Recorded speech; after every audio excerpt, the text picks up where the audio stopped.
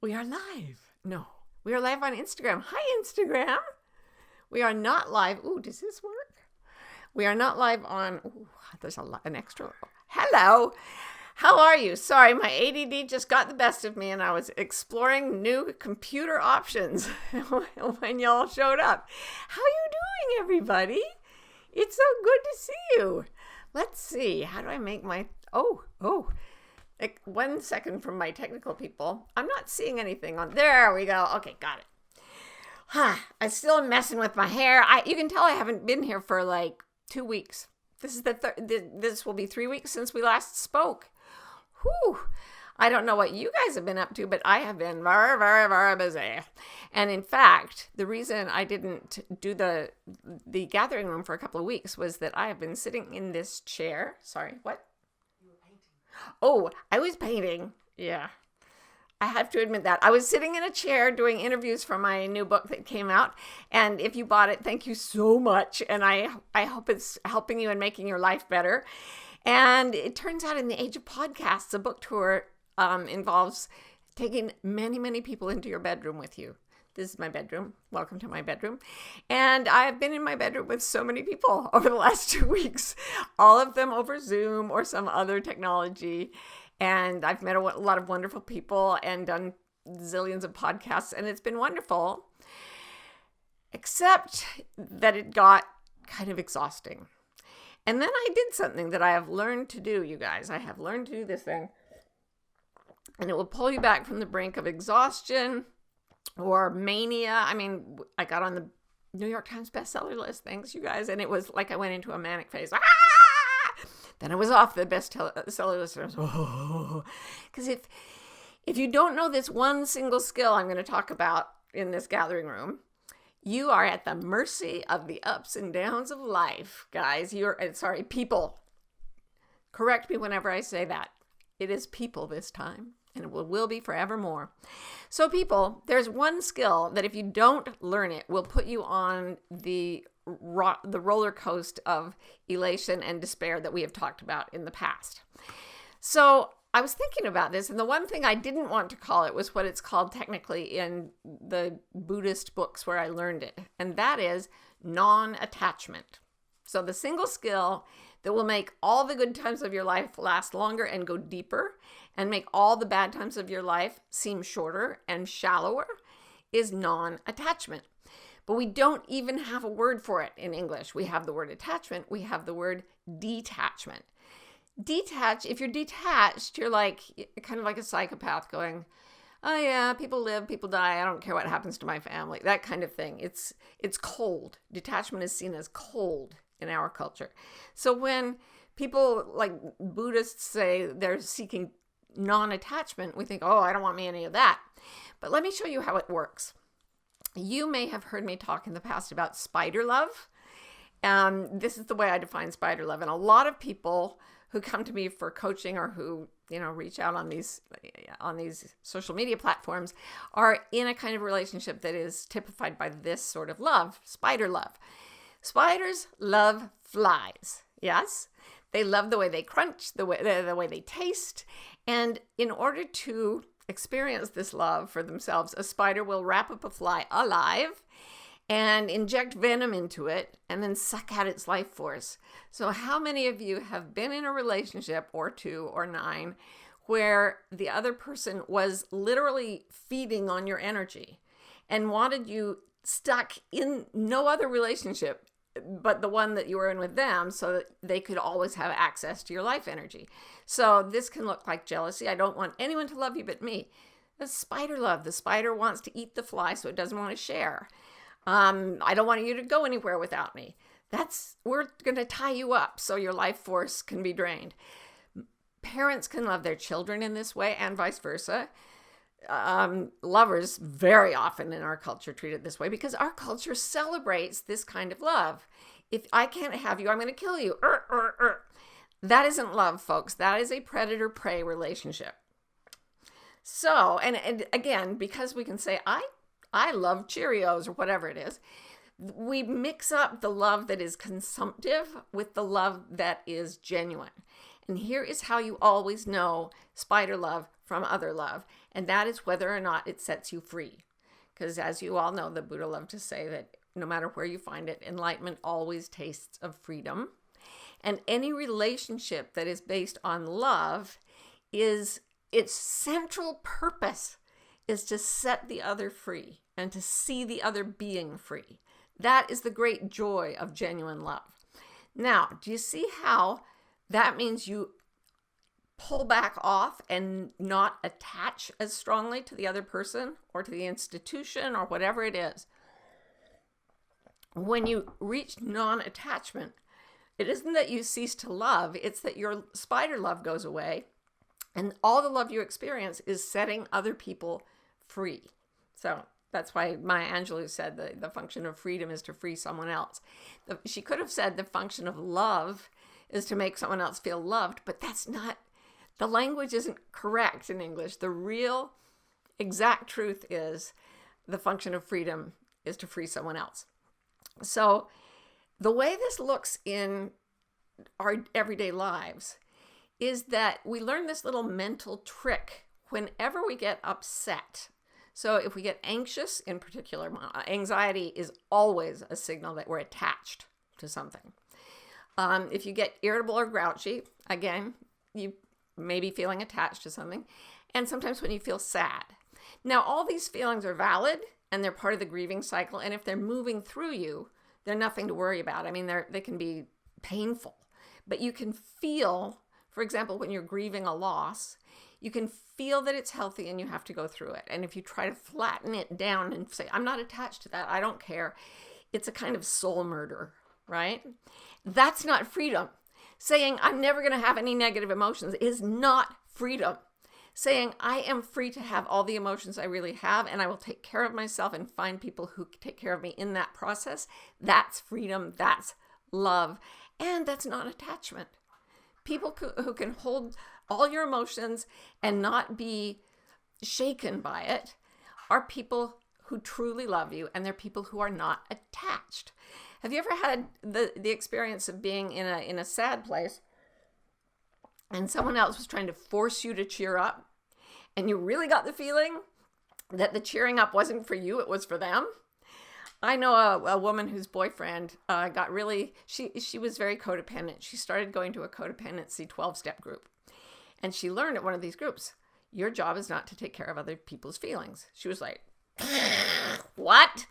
So she went home and she told her boyfriend, guess what? I found out that taking care of your feelings is not my job. And he said, yes, it is. That is your only job, is to take care of my feelings. And she was like, no, it really isn't. And I go crazy when I think it is. He took off. That was it. Gone. So that was a very codependent relationship. But the point is that when somebody's trying to cheer you up or make you act happy, it's not always love. It's often attachment. Now, the opposite of being attached, when you're attached, you need your children to succeed, not for their joy, not for their gratification, but for your own. You need everyone to stay healthy, not because you thrive in their well-being, but because without them, you would not be able to live. So you see, the focus is on what you need instead of setting them free. It's not even on setting yourself free. It's I'm going to get so attached to this thing that I can never lose it and I can control every move it makes, and that way it can always serve my needs. Problem is, that type of consumptive spider love always leads to misery. Always, always, always. Doesn't matter whether you feel it for your grandmother or for your wedding ring. That kind of attachment is going to lead to some kind of suffering. Worrying about losing the thing, possibly losing it and having to deal with that. Not knowing where else to get your gratification. All these things add up to misery. Now, I think I've told you this story before about the guru he lived in India and he collected these exotic crystals that were one of a kind. And one day he kept them on a big glass rack. And one day his housemaid knocked over the rack and it shattered the shelves and it shattered many of the crystals. And he came in while she was cleaning and she was weeping hysterically saying, oh my God, these are irreplaceable. You know, what are you going to do to me? And he just looked at her and he said, don't worry, those things were for my joy, not for my misery. So he collected these things and he loved them. He loved to look at them. He loved to play with them, but he wasn't attached to them. And the best example of non-attachment I have in my own life is my son, Adam. And he's so interesting. He talks like a Zen master, even though he almost never talks. And when he does, he uses really simple language. But like we said to him, it was his birthday last week. We said, are you excited that it's your birthday coming up? And he was like, yeah, I'm excited. And he said, but really, I'm just happy all the time. So he didn't need it to be his birthday to be happy. He was glad it was his birthday, but he would be fine if it weren't his birthday. If something changes for him, if we say, you know what, the power went out, you don't get to play the game you were planning to play for the next 3 hours. He goes, And you see him think for a minute, and then he goes, I'll be okay. I'll be okay. And everything that's happened to him, like almost dying of oxygen deprivation in the mountains, having dental surgery without anesthesia, he always is like, I'll be okay.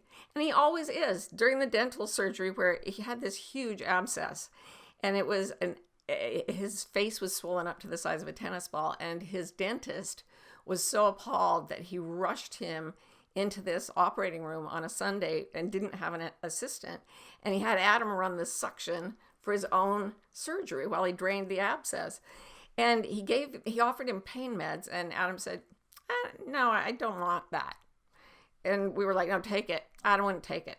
So he kept saying, as he's like cutting open the abscess, does it hurt? Because we can give you painkillers. And Adam would say, not yet. Not yet. We'd say, how does it feel? Feels weird. And here's the interesting thing. If you're not attached to any kind of experience in the body, and you're not attached to a past or a future, the sensation you're feeling in the moment becomes much more tolerable. And it's gone like this, because you're always in that one moment. So Adam is attached. How do we achieve non-attachment? By finding the part of us that is always going, yeah, I'm okay.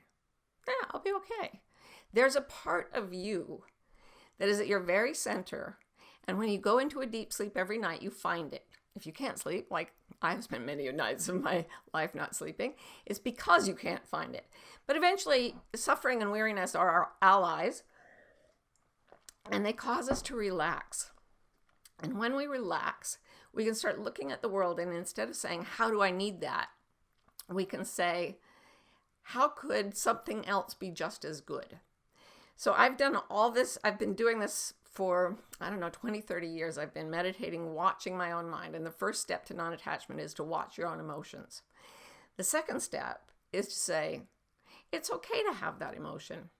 Because you have it, right? Like right now, go inside and try to detect any of the 3 bad categories of emotion: mad, sad, or scared. So anger in any form, sadness in any form, fear in any form. Find it, locate it, breathe, watch it. And I think this is what Adam's doing in those times when he's readjusting. He stops, he watches, he sees the emotion go up and down, and then he's back in the part of himself watching, and that part is okay. And the way he vocalizes that is, I'll be okay. And the result is that he's always happy. So I've used this, you guys, in painful experiences, and I've used it in delightful experiences. And I had occasion to use it during this book tour, because I went to the high of heights, and then I went to, well, not the low of lows. I'm extremely overprivileged, and I know it. But I got really exhausted doing the zillions of podcasts and stuff, really physically exhausted. So that was really unpleasant physically. I got sick, which I never do, because I was out of my integrity. I was doing more publicity than was good for myself and my body. And I got caught. I got attached for a while. I would be looking at my Amazon.com rankings, because if you've written a book, you can go on Amazon Author Central. You get a page on Author Central. It has all your books, and it shows how they've been selling like hour by hour. You want a recipe for crazy? Try going in and checking how your book's doing hour by hour, especially if it's doing well for a while. And then, and I thought to myself, after a couple of weeks of this, I was like, okay, I've been way too attached. How do I unattach from this? And what I did, I sat and I watched it, and then I went into the part of myself that knows it's okay. And then the strangest thing happened, you guys. I just started painting like it was like my life depended on it. I got an idea for a painting, and I started to paint, and I would wake up at 3 a.m, 5 a.m, and I would be like, I have to paint. I have to. And I would be squatting on the floor of my bathroom painting in my pajamas when everyone else got up. And I started to get even more sleep deprived.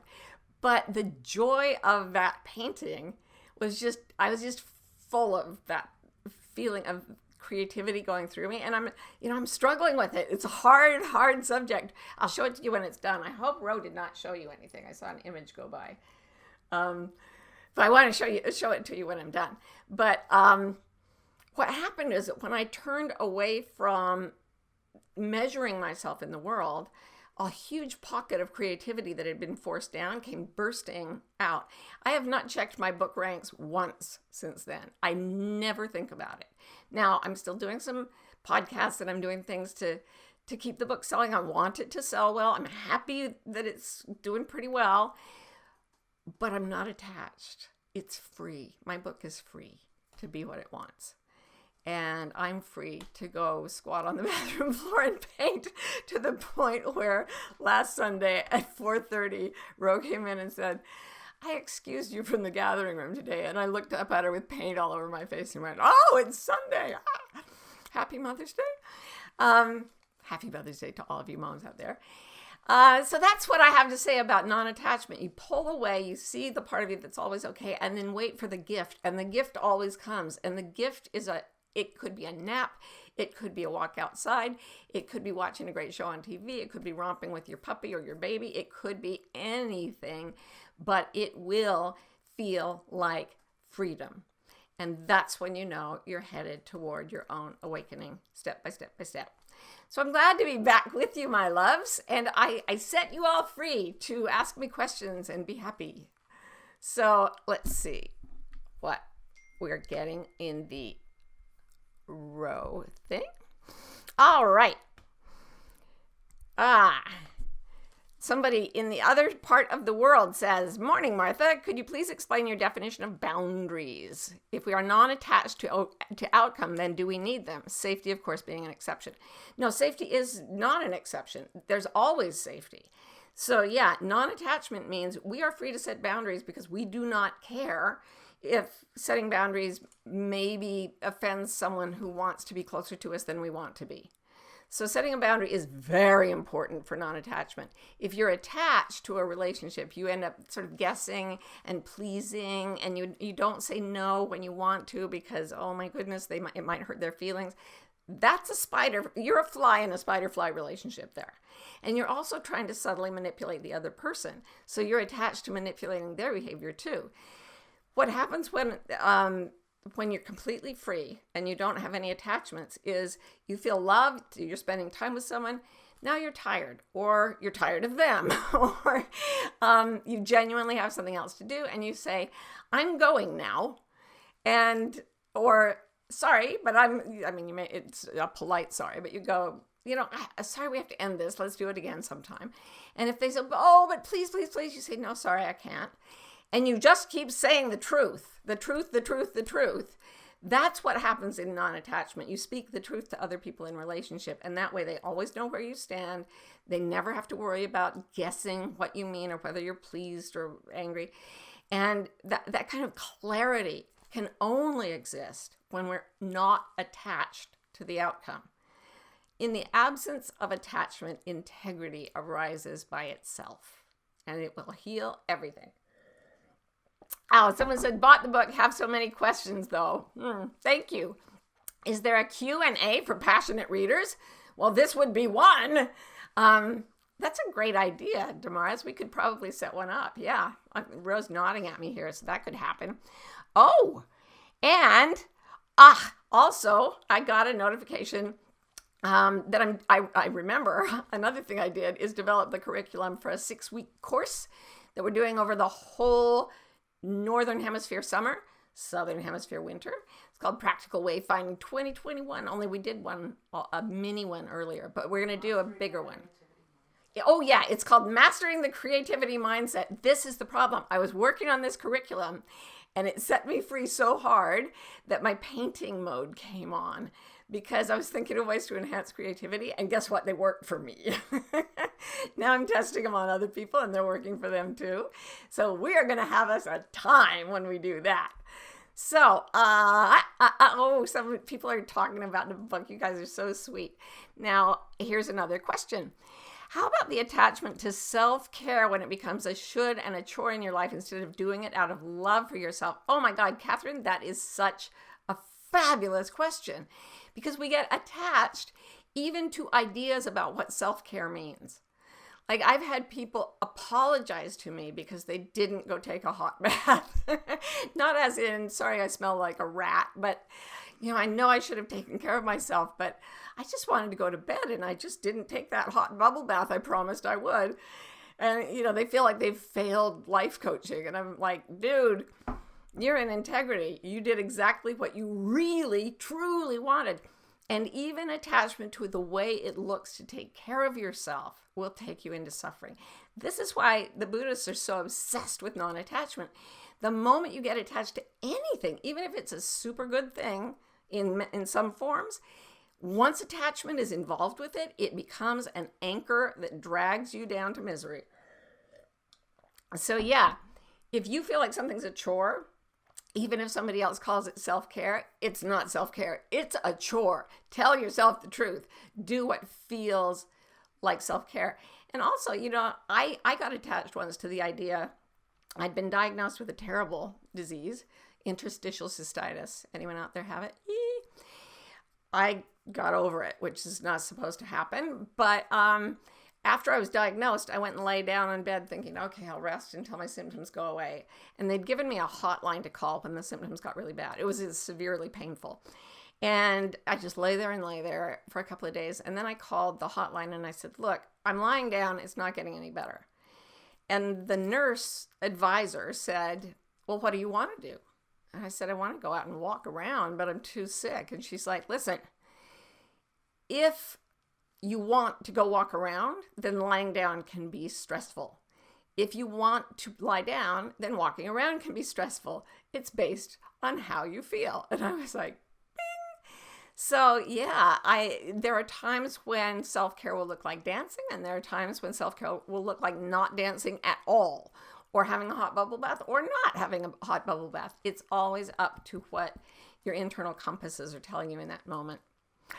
Elizabeth Thompson says, how do you love in a way that sets the other person and yourself free when you have things to get done?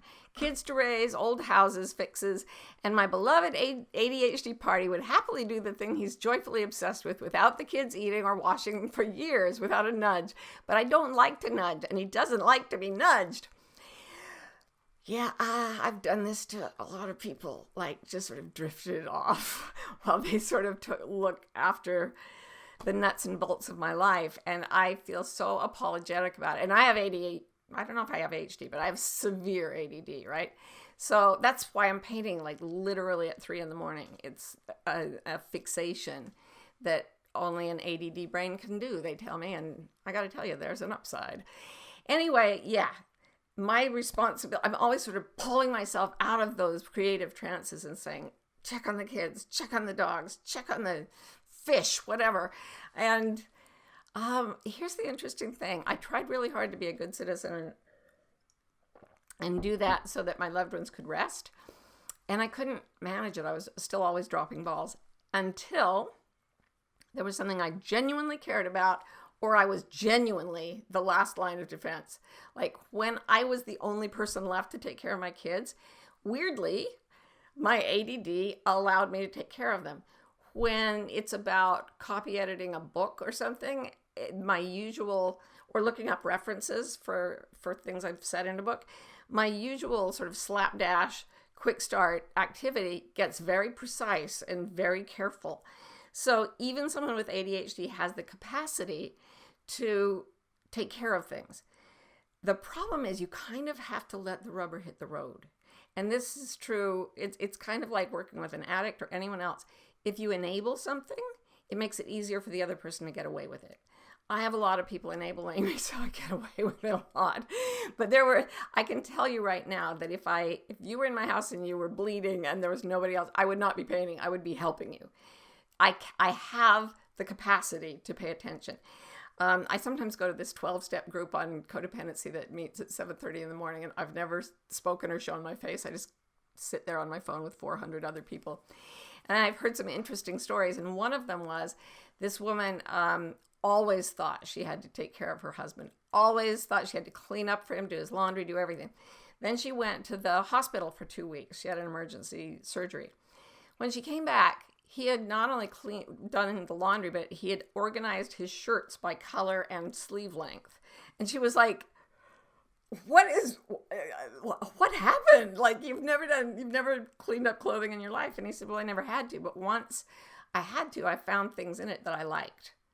So letting people kind of hit bottom, as they say in addiction circles, can be really, really helpful. And it's a form of non-attachment.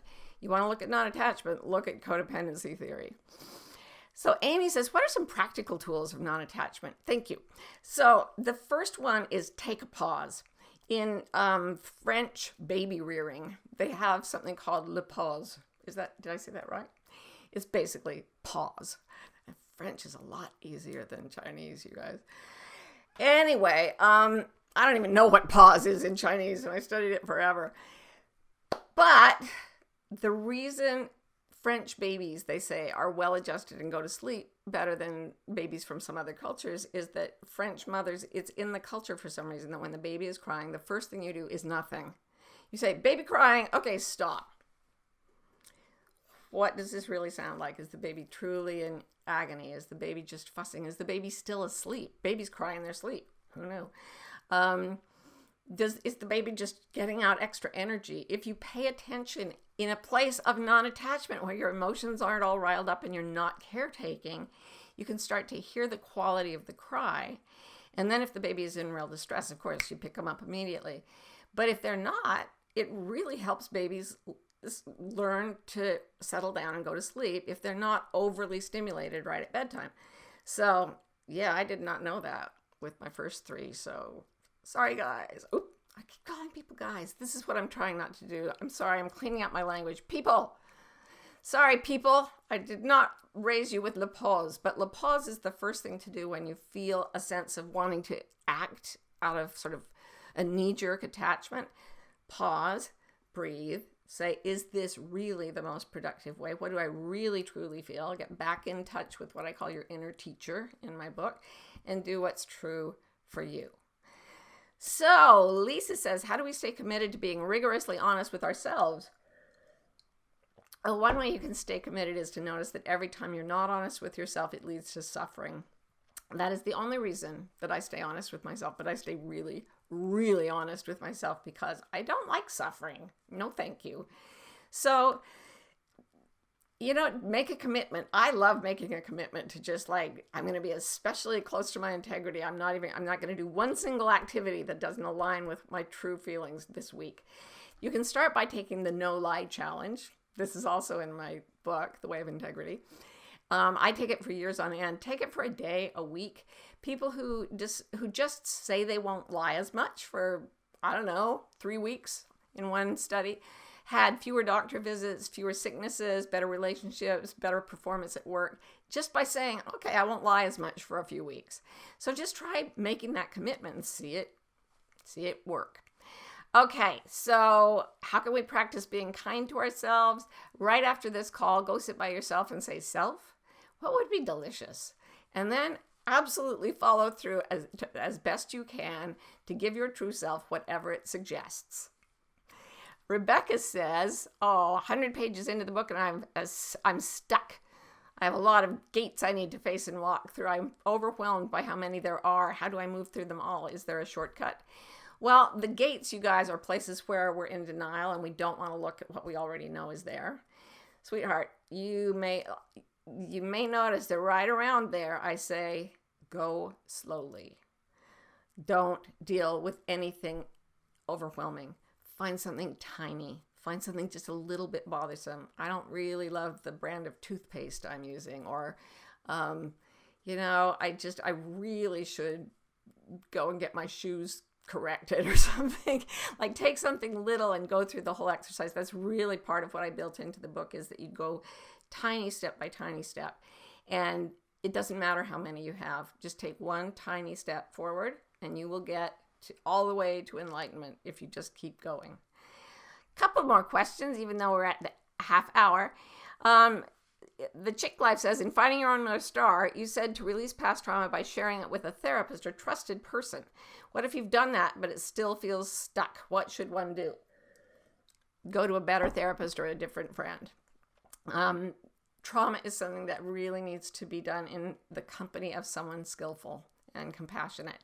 And if you've talked to, I had this experience going and talking to a therapist and thinking, I feel worse, not better. And she said, that shows that it's working. And I felt, that's not true. Still went back a few times. It was an absolute disaster. Switched therapists, had a wonderful, healing, beautiful experience. So don't give up. Keep going, you guys. You people. All right. Christina says, do you ever get tired of being in a human body? I hope you understand my question. Christina, every single day of my life, I have thought, really? Still this? I get really tired of being in a human body, and I've never really attached to it. Or maybe when I had early trauma, it detached me a little, and I've just always been aware that I'm sort of in it and not it. So what I've realized, there are a couple of things. We're still in these bodies because the spirit wants to have a physical experience. It loves the experience of being in these bodies, and it's not afraid to suffer. The body is but the soul really isn't. It wants to be in this body for this time, doing these things for reasons that we understand more and more as we get deeper into our own sense of truth. So I think we all get tired, and I hope that you all out there are being very kind to yourselves and setting yourselves free today. And I'm so happy to be talking to you again. Oh, and here is, somebody just handed me this. This is the course that we're doing this summer. Woo! No? Oh, it is? It is the course we're doing this summer. That's what I said. Okay, yeah, that's what we're doing this summer. Oh, I was not supposed to show you. I was supposed to read it to you. Okay, it'll be... Yeah, okay, I'm going to go take care of myself now and be unattached to the results of my actions. And I love you very much. And I will see you on Sunday again here in the gathering room. Mwah, mwah, mwah. Thanks for being here, you guys. People.